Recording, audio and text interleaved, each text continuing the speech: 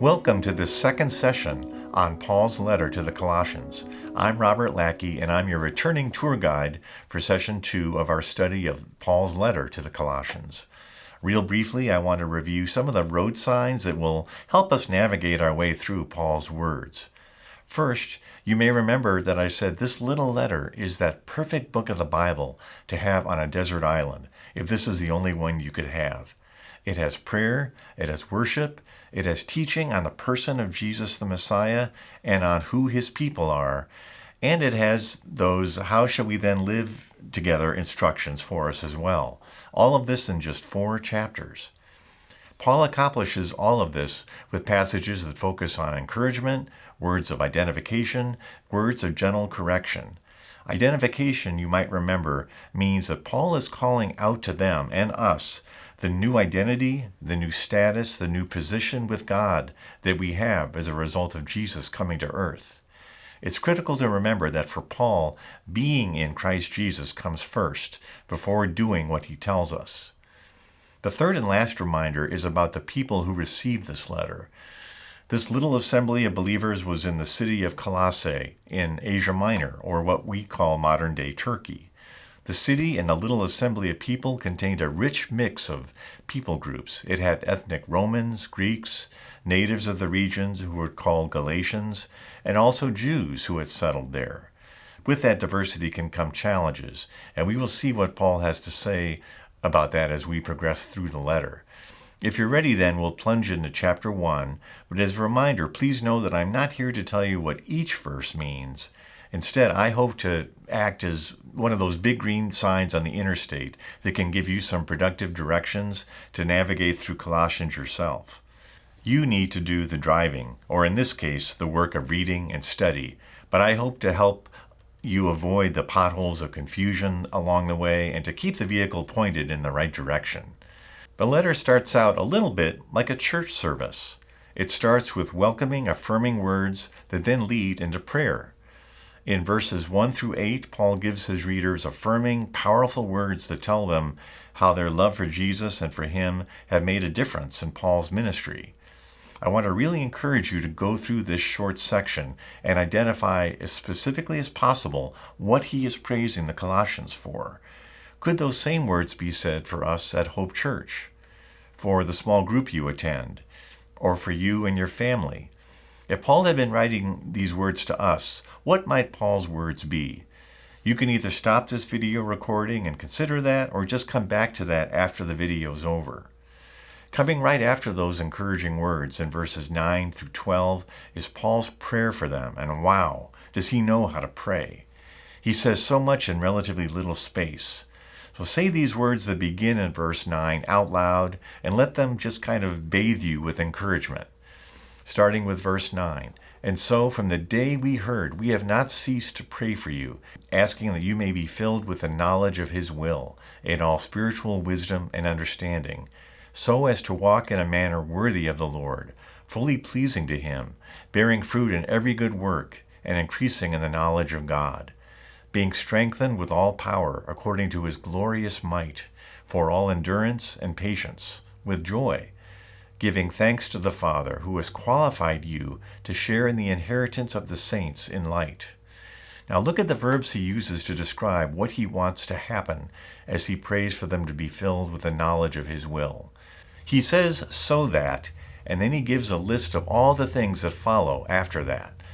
Walking in a manner worthy of the Lord, fully pleasing to him, bearing fruit in every good work, increasing in the knowledge of God, being strengthened with power, giving thanks to the Father. Notice these words are all ing verbs, or what an English teacher would call participles. They are continuous actions, so you could put the word always in front of each of them, because he's saying these are not one-time things that happen to believers, and then we're done. And in all of this, he is saying, happens as they and we are being filled with the knowledge of his will. I want to give you a green road sign to watch for here. Paul uses the word fill or filled in Colossians a lot.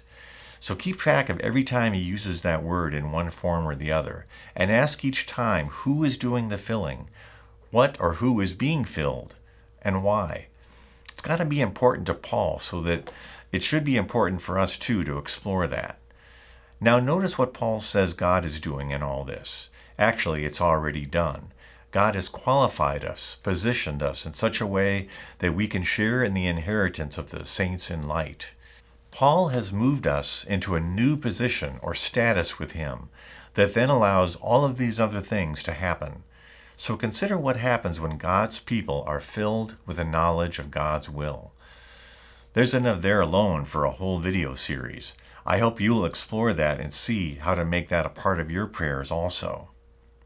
Now, verses 13 to 23 follow this introduction, and it contains some of the greatest words in the whole letter. As I said last time, here is an amazing passage where he tells them who Jesus is and who they are in Jesus. These are not doing words, but being words. Verses 13 and 14 are about who they are as believers, and then 21 through 23 do the same. And inside these two bookmarks is a wonderful passage contained in verses 15 through 20 explaining who Jesus is. As stated last time, some scholars think that verses 15 to 20 may have been an ancient hymn or poem that Paul inserted here, so maybe it is already somewhat familiar to them. Think about when you're in the middle of hearing a lot of new, mind-boggling information, and then suddenly you come across something familiar. It's kind of like spotting a dear friend in a crowd of unfamiliar strangers. Perhaps that's how it might have felt for them to have Paul insert the words of a known, familiar song inside of all of this. But yet he gives the hymn a new meaning by showing them how their own identity fits into it all. Because Paul wraps around this great confession of Jesus' identity bold reminders that their own identity is wrapped up in and around him. I want to encourage you, whether doing this by yourself or in a group, to take time now to identify each statement, each truth about believers in Jesus, and then identify the statements made about Jesus himself. Get out a big piece of paper because this is chock full of declarations. Remember, there are no instructions here about what they should do. It's all about who he is and how it is that they are a part of him. I want to suggest that you take this piece of paper and draw a long line down the middle so that you have two columns. On the left side, summarize each declaration that starts with he is, from verses 15 through 20. Then on the right column, summarize each declaration in verses 13, 14, 21, and 23 that begins, you are, or you have been. Putting all of these in your own words will help them become locked in your memory, and I hope in your hearts. Now draw lines from the Jesus side to the people side, wherever you see something on the left side that caused something on the right to be true. That might make for a messy page, but I hope that you will see what Paul intends, that God, who's in the person of Jesus, has accomplished revolutionary changes in humans by his death and resurrection, and all these change interlock our lives with his. And remember that whenever we see the word you here, in Greek it is the word for you all who are Christ followers. It isn't a Jesus and me thing, it's Jesus and we. So think about all the ways that impacts what he's saying. Now we come to the last part of chapter 1, verses 24 through 29. As I said last time, these are what I title God's Mystery Now Revealed. Even though it's the shortest of the 3 sections in chapter 1, it might be the most challenging to wrap our heads around. Paul really opens up his heart and shares with us in these few verses. In verses 23 and 24, we see Paul the prisoner, and he is in prison precisely for being a spokesman for the gospel. Now look how he says it. First he says, now I rejoice in my sufferings for your sake. For him the imprisonment is not only worth it, but he is rejoicing that he can suffer on behalf of God's people, the church. His imprisonment and all that he is deprived of is worth it because of what he sees God doing. And then he says something really challenging. He says, and in my flesh, my physical body, all that is physical that I inhabit, I am filling up what is lacking in Christ's afflictions for the sake of his body, the church. I can read this over and over and just be astounded. Somehow he sees his own sufferings as somehow being added to Jesus' sufferings and death. I like how scholar N.T. Wright puts it. He says that Paul is saying his own sufferings are an extension, a further continuation of Jesus' sufferings. Just as Jesus suffered, so in a way his faithful servants suffer too, as they take on his mission to save the fallen world. It's as if we should expect our own suffering to just naturally follow that of Jesus. Now, no one likes the idea of future suffering, but if we know it's coming and that we are not alone in it, we know at least it has a purpose in God's plan. I like to think sometimes of Jesus as God's cosmic shock absorber, taking all the hits and damage that the sinful human race has incurred on himself. And now Paul is saying that we too take on that role if we follow him. Paul is saying his own sufferings are somehow completing or filling up the suffering done by Jesus. He and we are partnering with Jesus' mission. Then when we suffer in some way for being Jesus' extensions, his hands and feet, in our lives. It's kind of like when a loved one is in physical pain and we undergo pain for them in a way, not just by sympathizing for them, but also grieving with them for the things lost because of that pain. Paul, in his suffering, prison, and persecution, is actually glad to know he's part of the bigger mission of God's plan of rescue.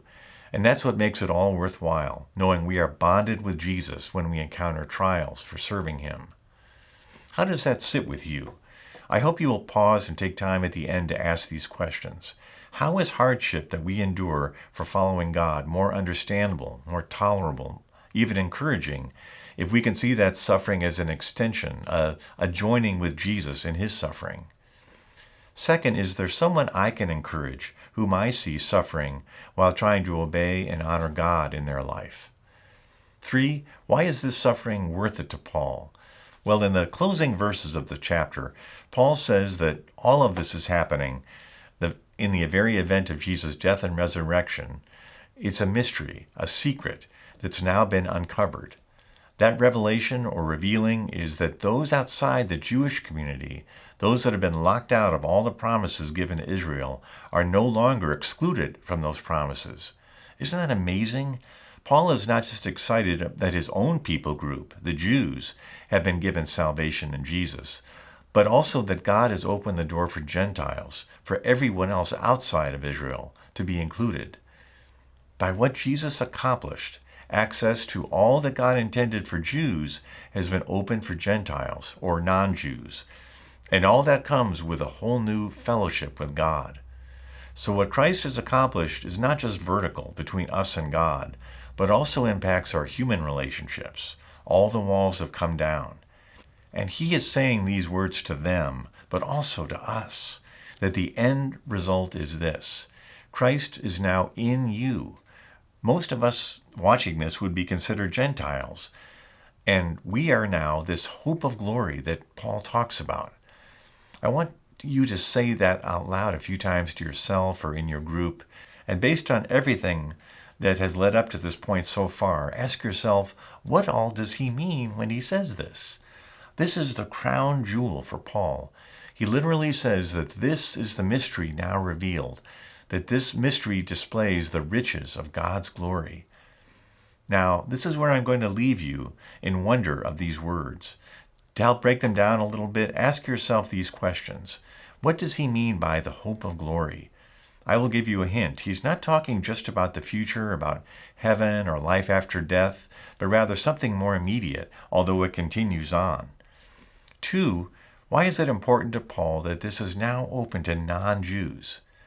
And 3rd, what does that truth open up to me and the Christians living today? Lastly, what do we miss if we don't recognize all that this means? It may seem like I'm leaving you with more questions than answers, but this mighty little letter is like a deep well that we can continue to go back to and see what new truths God is giving us here. So have fun, let yourself really probe into all that it might mean, and I hope to see you again when we discuss chapter 2. Thank you.